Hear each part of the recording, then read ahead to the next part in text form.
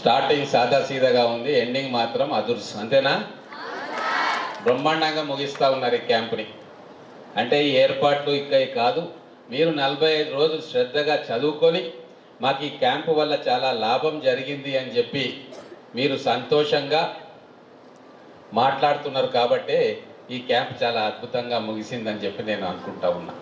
అలాగే మా పిల్లలు ఎట్లా చదువుతారో, ఏం ఫెసిలిటీస్ ఉంటాయో అని బెంగతోటి, బాధతోటి, దిగులతోటి వదిలేసిన మీ తల్లిదండ్రులు ఈరోజు కడుపు నిండా సంతోషంతో ఒక మంచి పని చేసినాం, మా పిల్లలు కూడా బ్రహ్మాండంగా చదువుకునే తృప్తితోటి ఇక్కడ కూర్చున్నారు, అందుకే ఈ క్యాంపు విజయవంతమైంది. టీం అంతా వస్తూ ఉన్నారు. వారు మన IIIT దేన్ని చూసి మహబూబ్ నగర్ గర్వపడతా ఉందో ఆ కళాశాలలో మేము ఉండాలే, మాకు కూడా ఒక బెంచ్ మా పేరు మీద అక్కడ రాసి ఉంది అని చెప్పి ప్రతి విద్యార్థి కలలు అంటున్నాడో ఆ IIITకి ప్రిన్సిపల్ గారు కూడా వారు కూడా ఇక్కడ ఉన్నారు. ఒక గుర్తుంచుకునే సందర్భం, చరిత్రలో నిలిచిపోయే సందర్భం. నేను తక్కువే మాట్లాడతా కానీ 2-3 విషయాలు మీకు చెప్పాలి. మీ పిల్లలు సాధారణ పిల్లలు కాదు, మీరే కాదు, మహబూబ్ నగర్ గడ్డ మీద పుట్టిన ప్రతి బిడ్డ అసాధారణమైన వ్యక్తి, అసాధారణమైన పిల్లలు. ఎందుకు ఈ మాట అంటున్నానంటే, కోహినూరు వజ్రం ఎక్కడ దొరికింది తెలుసా మీకు? మన మహబూబ్ నగర్లోనే దొరికింది.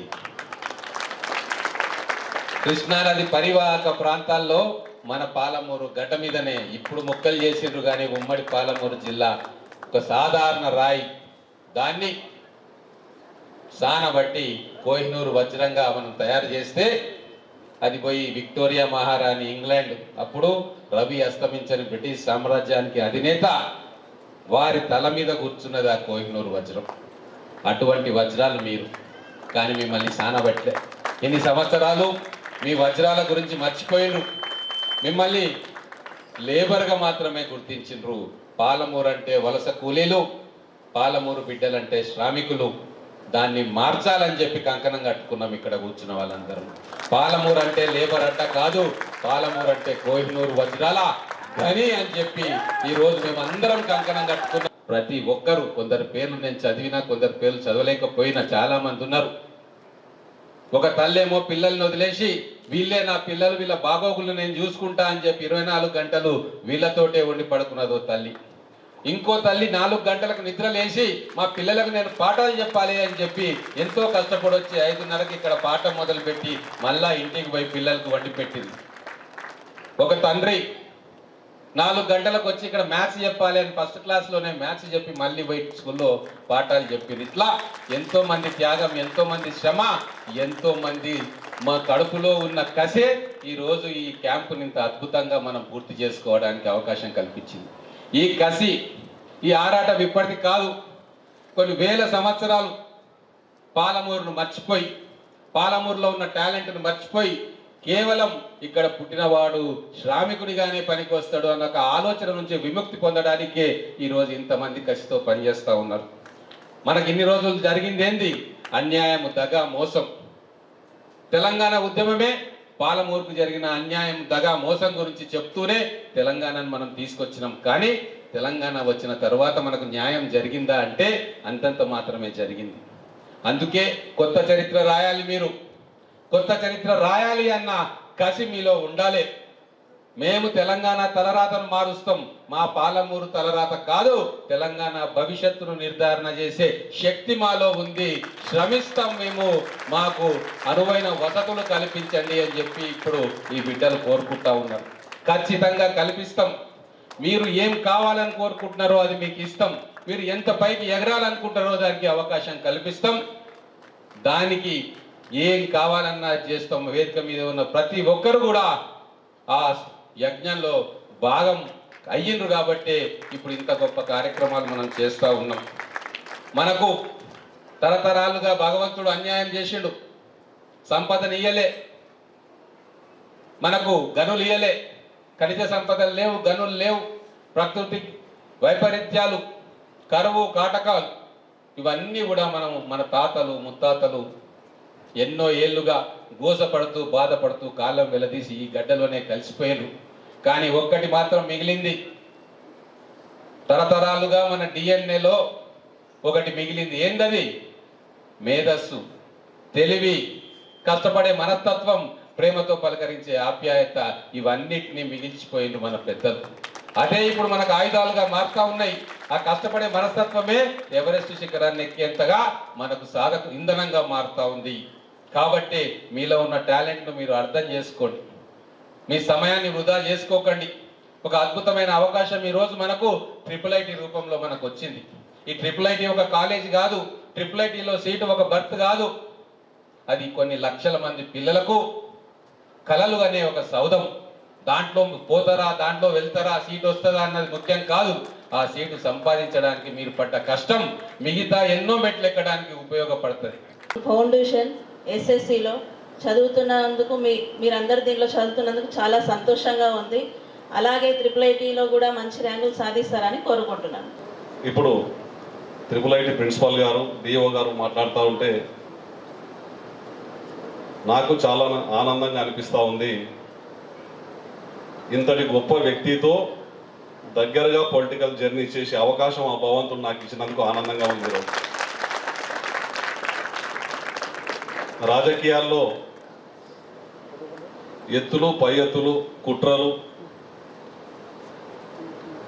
అటువంటి పరిస్థితులు చూసినాం ఎప్పటి నుంచో మేము రాజకీయాల్లో. కానీ ఒక మార్గదర్శిగా నాయకుడు ఇలా ఉండొచ్చు, నాయకుడు ఇలా కూడా చేయొచ్చు, నాయకత్వం అంటే ఇలా ఉంటుంది అని చెప్పి మమ్మల్ని దిశానిర్దేశం చేస్తూ, మీరు విద్యార్థినులు, సార్కు మీరు స్టూడెంట్లు అయితే మేము కూడా రాజకీయ విద్యార్థులం, మేము సార్ దగ్గర చాలా నేర్చుకుంటున్నాం. ఆదర్శంగా తీసుకొని మేము కూడా చాలా అదృష్టంగా భావిస్తూ ఉన్నాం.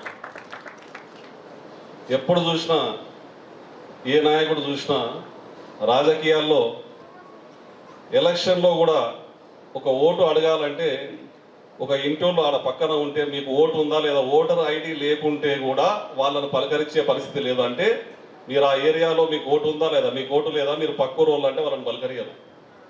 కానీ విద్యార్థినులు లోకలా, నాన్ లోకలా ఇదంతా చూడలే.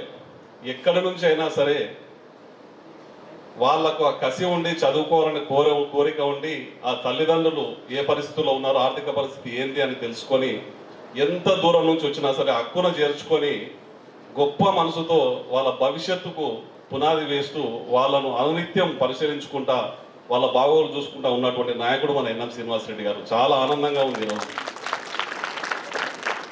మీరు కూడా ఈ అదృష్టాన్ని కష్టపడి మీ యొక్క కళ్ళల్లో మీ ఆనందము, విద్యార్థుల ఆనందం చూస్తూ ఉంటే NM శ్రీనివాసరెడ్డి గారే ఉన్న ప్రేమ కనిపిస్తూ ఉంది ఆయన మీద. ఏదో సాధించాలి, ఏదో చేసేయాలి, సార్ మాకు అవకాశం ఇచ్చాడు. ఇంతకుముందు నాకు ఇచ్చిన ఒక విద్యార్థి చరిత్ర పేపర్ చూస్తూ ఉంటే ఆ విద్యార్థి పేరు అఖిల్, వాళ్ళ నాన్నగారి పేరు రఘు. ఇక్కడే ఉండి ఉంటాడు నాకు తెలిసి. వాళ్ళ నాన్నగారు చనిపోయారని చెప్పి రాశాడు. సార్, నేను మీకు ఏమిచ్చి రుణం తీర్చుకోను, నేను IASగా తిరిగి వస్తా, మీ రుణం తీర్చుకోవడానికి జిల్లాకు సేవ చేస్తా అని రాశాడు. ఒకసారి ఒళ్ళు పులకరిస్తూ ఉంది. వాస్తవంగా చెప్తా ఉన్నా, JD లక్ష్మీనారాయణ గారు అటువంటి గొప్పలు, అంటే చరిత్రలో విద్య మీద పూర్తి అవగాహన ఉన్న కొంతమందిలో, చరిత్ర మీద పూర్తి అవగాహన కొంతమందిలో JD లక్ష్మీనారాయణ గారు ఒకరు. చేంజ్ ద మేనిఫెస్టో అని చెప్పి అబ్దుల్ కలాం గారు రాసిన బుక్ను ప్రస్తావిస్తూ NM శ్రీనివాసరెడ్డి గారిని చూసే రాసిండేమనంత గొప్ప మాట మాట్లాడిందంటే. నా పేరు శివాని, నేను ZPHS హైదరాబాద్ స్కూల్ నుంచి వచ్చాను. ఇక్కడ SSC క్యాంప్ నిర్వహించిన మన మహబూబ్ నగర్ శాసనసభ్యులు, మన ఎమ్మెల్యే గారు శ్రీ NM శ్రీనివాస్ రెడ్డి సార్ గారు, ఇంకా వందే మాత్రం సమైక్యతంగా నిర్వహించిన SSC క్యాంప్ కి నేను సెలెక్ట్ కావడం నా అదృష్టము. ఇక్కడ వచ్చేసి మేము SSC క్యాంప్ లో 10th క్లాస్ 580 అబోవ్ మార్క్స్ కి ప్రిపరేషన్ అవుతున్నాము. ఇక్కడికి వచ్చేసినప్పుడు నుంచి మేము ఇక్కడ నుంచి టైం సెన్స్ నేర్చుకున్నాము, ఇంకా ఎట్లా సమయపాలనని వినియోగం చేసుకోవాలని నేర్చుకున్నాము, ఎట్లా ఉండాలని నేర్చుకున్నాము, ఇంకా గ్రూప్స్ చేయడం ద్వారా గ్రూప్స్ నుంచి ఎట్లా ఒకరికి హెల్ప్ చేయాలి. మెయిన్ గా మన ఎమ్మెల్యే సార్ గారి కోరిక ఏంటంటే IIITలో సీట్ కొట్టడం. ఇక్కడికి వచ్చిన 150 మెంబర్స్ లో కనీసం 100 మెంబర్స్ అన్న IIITలో సీట్ కొడతారని ఆశిస్తూ ఈ క్యాంప్ ని ఏర్పాటు చేసినందుకు ఎమ్మెల్యే శ్రీనివాస్ రెడ్డి సార్ గారికి థ్యాంక్ యూ.